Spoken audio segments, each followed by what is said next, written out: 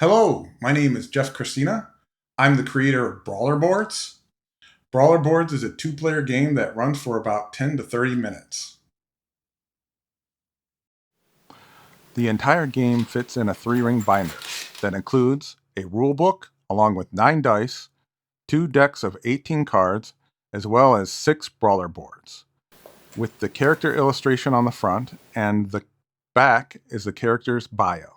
There's a diagram depicting the hit locations of the character. All characters have 2 powers, a passive power and an active power. Each player has 4 phases. Upkeep is performed at the same time between players. Each player must have 3 cards by the end of the upkeep. You can play 1 upkeep card during the upkeep phase. Initiative is taken at the same time. You can play 1 initiative card during the initiative phase. Each player rolls a 20-sided die and adds it to the brawler's initiative number in order to see who has the first attack phase. The player who loses initiative has their defend phase. When the first player has their attack phase, the object of the game is to throw the attack die on your opponent's brawler board in hopes for the die to land on the figure of your opponent's brawler. When attacking, imagine a line at the bottom edge of your brawler board, where your hand cannot cross when throwing the die. Once per attack phase, you can use an attack card. Headshots automatically deal 1 damage.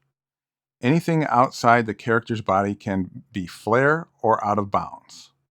Each individual attack die do different types of damage. The large blue die does the least amount of damage. The middle purple die does medium damage. The small red die does the most amount of damage. All attack dice have an X that deals no damage. All attack die have a swirl that does its active power. All attack die have an explosion icon that does a critical of 5 damage.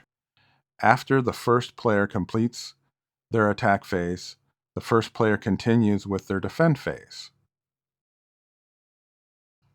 The defending character may roll a defend die to either knock the attack die off the body of the player's brawler or merely touch the attack die.